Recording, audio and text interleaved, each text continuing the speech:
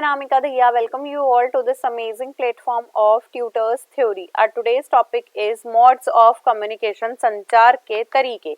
So in this chapter we are going to discuss about what are the different kinds of communication and how we can use these modes to communicate very effectively. सो संचार के तरीकों के बारे में बात करेंगे. There are mainly two kinds of modes of communication. The oral, जिसमें आप बोलकर अपनी बातों को डिस्कस करते हो, या फिर हमारा दूसरा होता है रिटन, जिसमें आप चीजों को रीड करके या लिख के आप डिस्कस करने की कोशिश कर रहे होते हो. So first is our oral communication, मौखिक संचार. मौखिक संचार में क्या होता है, यहाँ पे हमारा चैनल ऑफ मीडियम पूरा का पूरा क्या रहेगा, ओरल चैनल. तो यहाँ की दो स्किल जो आपकी यूज करी जाएंगी, वो एक तो रहेगी स्पीकिंग स्किल और दूसरा रहेगी हमारी listening skill. Speaking and listening में क्या है, यहाँ पे एक्सप्रेशन भी इसी का पार्ट रहेंगे और यहाँ पे या तो टीचर बोल के चीजों को बताएगा और बच्चों से सुनने की कोशिश करेंगे, या बच्चे किसी चीज का आंसर कर रहे हैं या कोई चीजें बता रहे हैं और टीचर उन्हें समझ के इंटरेक्ट करने की कोशिश करेगा. अब मैं बात करती हूँ टीचर स्टूडेंट इंटरेक्शन मॉडल, या इसे बोला जाता है ऑडियो लिंगुअल मेथड. सो टीचर क्या कर रहा है, कंटेंट को स्पीकिंग कर रहा है और बच्चे उसे सुन रहे हैं, या फिर टीचर लिसन कर रहा है और बोल कौन रहे हैं, हमारे स्टूडेंट बोल रहे हैं. एंड यहाँ पे हमारा मेथड ऑफ लर्निंग रहेगा, मतलब मेथड ऑफ टीचिंग या मेथड ऑफ लर्निंग रहेंगे. अब ओरल कम्युनिकेशन को भी दो सब कैटेगरी में डिवाइड किया जाता है. फर्स्ट है प्रोज ओरल कम्युनिकेशन, ऐसी कम्युनिकेशन जिसमें प्रोग्राम्ड लर्निंग यूज होती है. प्रोग्राम्ड लर्निंग क्या होती है उसके लिए भी जान लो. जब आपको लर्निंग को कम्प्लेक्स चीजों को एक सिंपलर पार्ट के कंपार्टमेंट्स में तोड़ दिया जाता है तो आपकी वही प्रोग्राम्ड लर्निंग कहलाती है. यहाँ पे आपको जो प्रोज हैं वो कॉन्टिन्यूसली बोलनी है, मतलब आपको एक ऐसी स्ट्रेटेजीज बनानी है जो कॉम्प्रिहेंसिव हो, जो आपकी नॉलेज को इनहेंस करे और जो आपके वर्ड्स हैं उनको ऐसे जोड़े कि आपके सेंटेंसेस बन जाएं और सेंटेंसेस भी बिल्कुल सिंपल हो, और ये प्रोसेस कॉन्टिन्यूस रखना है. So simple language, we should use the simple language. हमें कोई भी हार्ड एंड फास्ट चीजें नहीं यूज करनी है. सेंटेंसेस भी आपके स्मॉल एंड सिंपल रहेंगे. कंपाउंड सेंटेंसेस, एक सेंटेंस के अंदर दूसरा सेंटेंस नहीं जोड़ना है. जैसे राम जाता है और वह पढ़ने के लिए जा रहा है, ऐसे दो सेंटेंसेस आप नहीं जोड़ोगे. कोई नेगेटिव सेंटेंसेस आप यूज नहीं करोगे. And the kind of communication you are doing is oral in active voice, कोई पैसिव वॉइस हम यूज नहीं करेंगे. नेक्स्ट आती है हमारी ह्यूरिस्टिक अप्रोच. ह्यूरिस्टिक, जहां भी वर्ड आ जाए ना बेटा, इसका मतलब होता है अल्टरनेटिव. एक चीज नहीं, दूसरा हम आयाम ढूंढने की कोशिश कर रहे हैं. तो अल्टरनेटिव स्ट्रेटेजी ऐसी है जिसके अंदर आप ट्रायल एंड एरर कर रहे हो. ट्रायल एंड एरर कर रहे हो, किसी चीज को डिस्कवर करने की कोशिश कर रहे हो, तो यहाँ से हमें सॉल्यूशन को एक्सेप्ट करना है. और इसी स्ट्रेटेजी से आप क्या कर सकते हो, अपनी लिमिटेशन को आइडेंटिफाई करके उस लिमिटेशन को रिमूव कर सकते हो, क्योंकि हम डिफरेंट मेथड ढूंढ रहे हैं.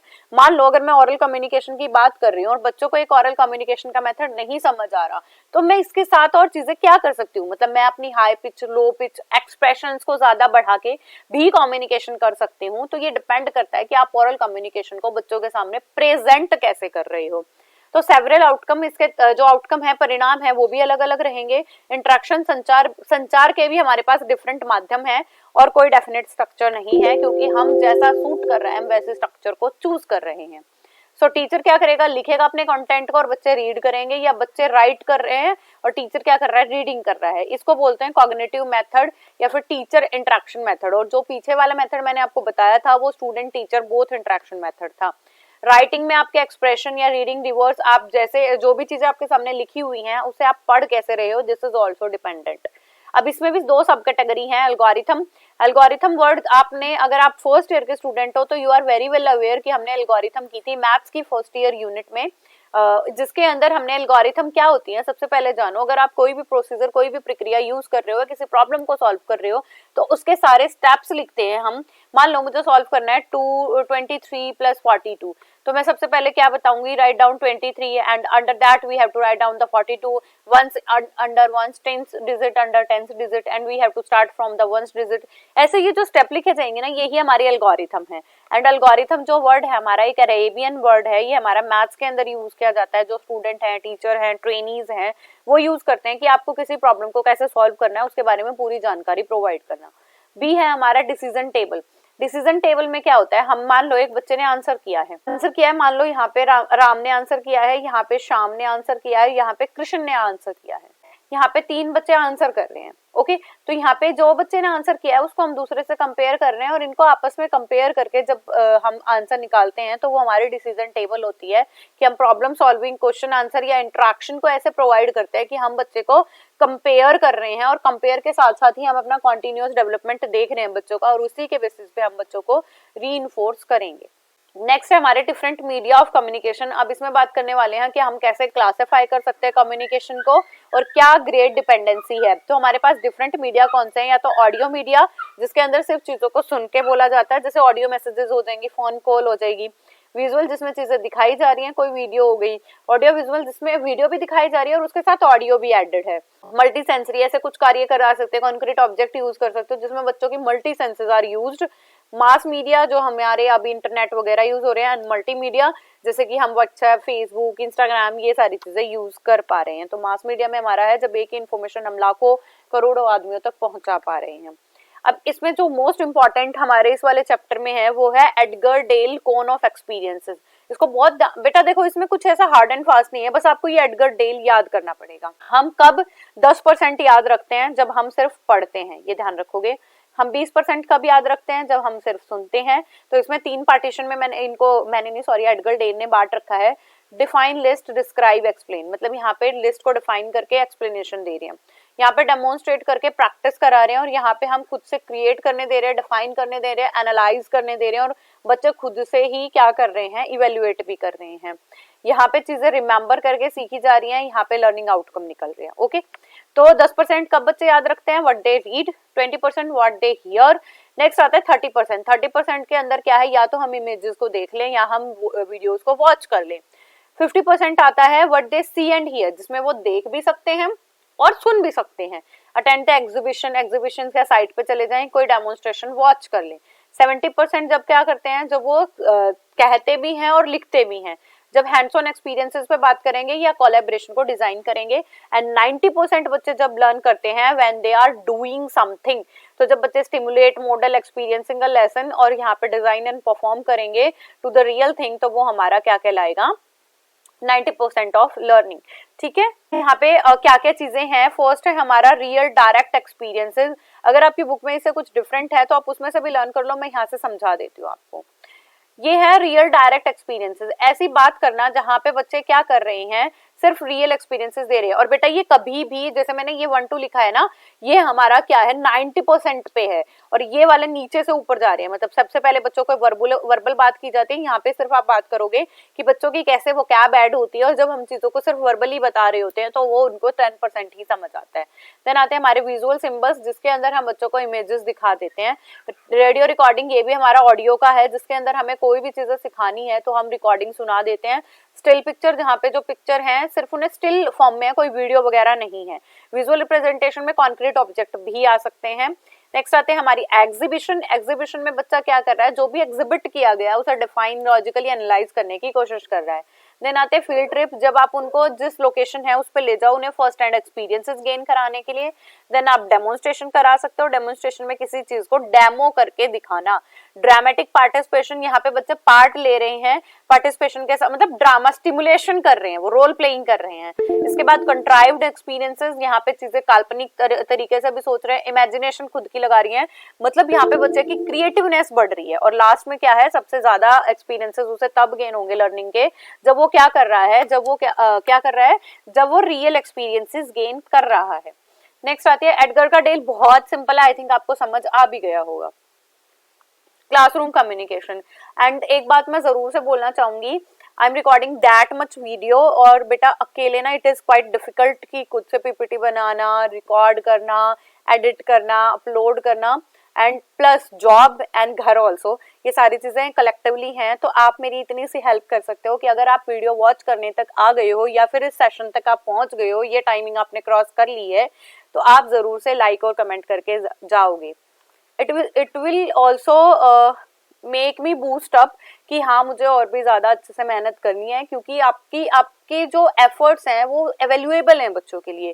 बेटा मैंने अपनी वीडियोस को वॉच किया है, मैंने देखा है एक आधी वीडियोस पे 1.6 के 6.3 के व्यूज भी गए हुए हैं, बट लाइक्स की संख्या जो है उनके 10% भी नहीं है।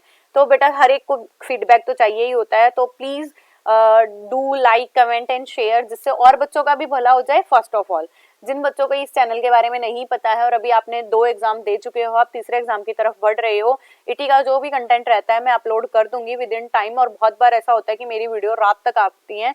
Very much sorry for that. वो इसलिए है कि बेटा कॉलेज से आने के बाद रिकॉर्डिंग करना, उससे पहले पीपीटी को देखना वो प्रिपेयर्ड है, रह गई है, और उसको एडजस्ट करना, क्योंकि मैं आपको कॉलम में इस साइड दिखती हूँ तो मुझे इस पोर्शन पे भी कुछ नहीं रखना होता। सेकेंडली, फिर उन वीडियोस को क्या करना है, रिकॉर्ड करना है, रिकॉर्ड करने के बाद अपलोड करना, यहाँ तक का सफर काफी लंबा हो जाता है। पेपर आपके ही नहीं चल रहे हैं, पेपर मेरे भी चल रहे हैं, मुझे ऐसा ही लग रहा है। तो आप मेरी सिर्फ इतनी सी हेल्प कर सकते हैं, and I am very much near to the 1000 subscriber, तो प्लीज ये जल्दी से करा दीजिए। ये मेरे लिए फीडबैक हो जाएगा कि हाँ आपको मेरा पढ़ाया वो समझ आ रहा है या नहीं आ रहा है। जो भी वॉच कर रहे हैं वो मेरी इतनी तो हेल्प कर ही सकते हैं। और अगर आप बच्चों के साथ शेयर नहीं कर पा रहे हो या आपके कॉन्टैक्ट में सबने सब्सक्राइब कर रखा है, तो एक काम और कर सकते हो, आप अपने फैमिली मेंबर्स के फोन से भी मुझे जरूर से सब्सक्राइब कर दें। Thank you. सो नेक्स्ट है हमारा क्लासरूम कम्युनिकेशन। कुछ ज्यादा बात हो गई आई थिंक। क्लासरूम कम्युनिकेशन, कक्षा संचार। Communication is an important part of the process of teaching. सबसे पहली बात करूं, देखो किसी चीज को पढ़ा रहे हो या कोई चीजें पढ़ भी नहीं रहे हो, चाहे अनपढ़ आदमी चाहे लिटरेट है, सबको अपनी सोसाइटी में रहते हुए एक दूसरे के साथ कम्युनिकेट जरूर करना होता है, इंटरेक्शन जरूर करना होता है। जीन पियाजे कहते हैं जब बच्चा छोटा होता है,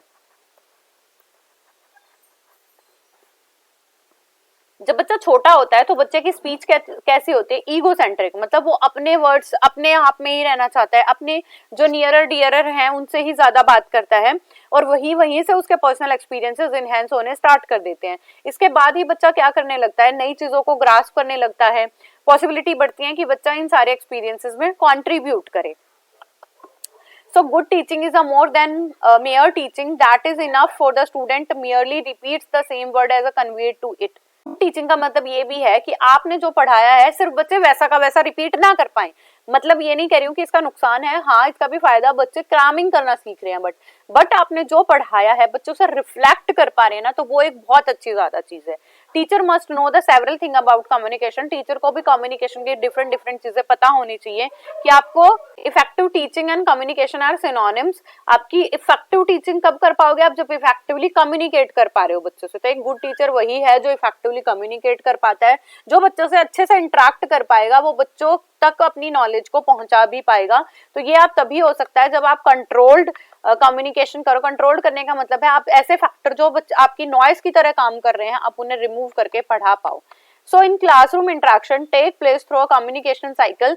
The communication cycle as depicted in J.J. Thomson Instructional Communication 1996 presented as, कैसे प्रेजेंट किया है, सबसे पहले हमारे पास सेंडर होता है। ये कम्युनिकेशन के साइकिल में भी मैं आपको बहुत अच्छे से समझा चुकी हूँ। फॉर्मुलेट करने का मतलब होता है अपनी मैसेज को बना रहा है, यहाँ पे he is making his message, अपनी भाषा में इनकोड कर रहा है कि उसे एक्सप्रेशंस में भेजना है, जैसे इमोजी होती हैं, उसे रिटन फॉर्म में भेजना है, ऑडियो मैसेज भेजने हैं, ट्रांसमिट करता है उस मैसेज को। वाई मीडियम, जो भी उसका मीडियम होगा, यहाँ पे रिसीवर होगा, उसमें उसको क्या कर लेगा, रिसीव कर लेगा।